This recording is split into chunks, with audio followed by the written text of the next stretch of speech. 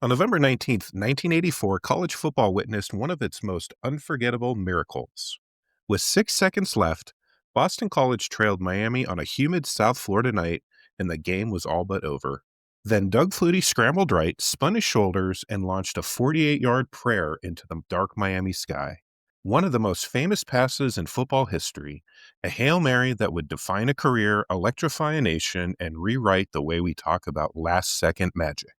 Learn how the Hail Flutie became a college football legend on this episode of Sports History Daily.